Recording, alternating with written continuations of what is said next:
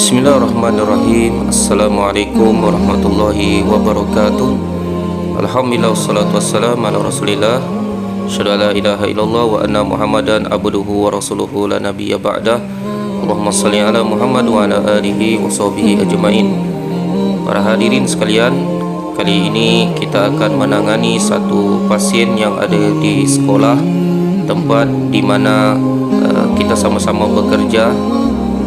Di situ ada salah satu keluhan dari salah satu keluarga dari SMP Negeri 2 Murug, di mana dalam hal ini mengalami keluhan di area persekitaran belikat.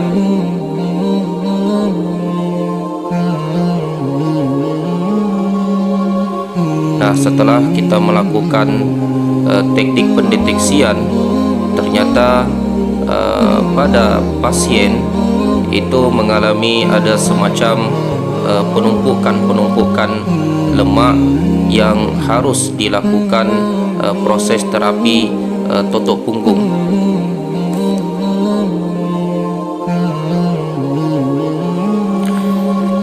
Dalam hal ini, pasien mengeluhkan bahwa sering mengalami kebas di persekitaran tangan di sebelah kanan dan sulit tentunya ataupun mengganggu di dalam proses aktivitas sehari-hari yang dialami.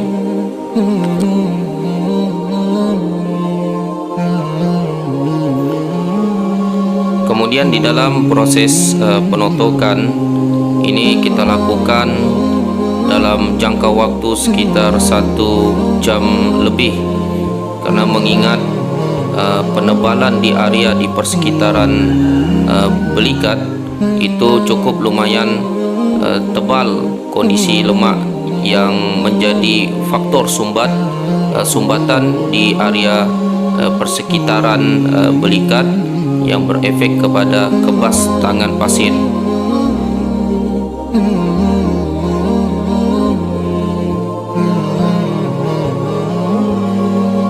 Ketika kita melakukan proses penotokan, pasien memang agak sedikit mengalami kesakitan, terutama di area persekitaran belikat tadi, dan itu kita buktikan memang adanya penumpukan dengan teknik menekan di area persekitaran yang mengalami keluhan, dan memang mengalami penumpukan lemak yang ketika ditekan cekung ke dalam, dan itu tidak mudah untuk kembali ke posisi semula. Ini menunjukkan bahawa terjadi penumpukan lemak yang sangat drastis.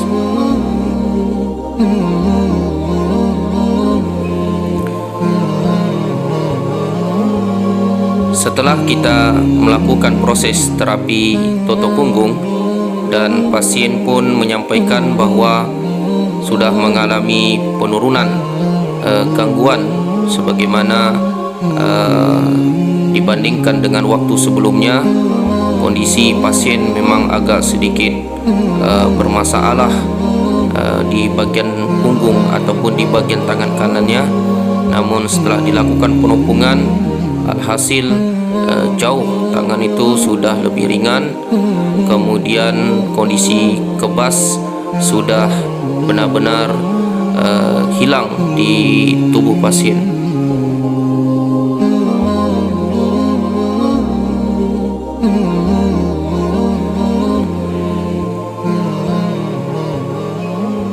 Sebagai tindak lanjut yang perlu diperhatikan dalam proses penumpungan, bahwa tidak serta-merta di dalam satu kali proses penumpungan itu kita anggap sebagai sesuatu yang selesai. Namun hasil deteksi yang kita lakukan penumpungan, bahwa proses ini harus berlanjut, kemungkinan harus dua kali lagi untuk dilakukan proses terapi untuk mendapatkan hasil yang lebih maksimal.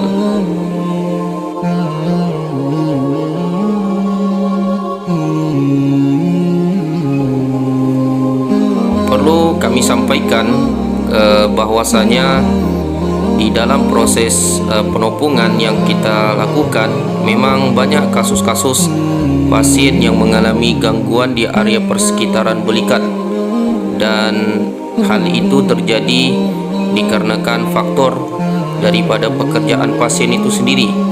Karena mengingat di persekitaran Kepulauan Riau ini, atau khususnya di Kabupaten Karimun, ada di antara pasien yang kita tangani itu berprofesi sebagai nelayan, tukang becak, dan pekerjaan-pekerjaan berat yang tentunya bisa berefek kepada gangguan kecederaan ataupun mengalami penegangan otot di persekitaran bagian belikat.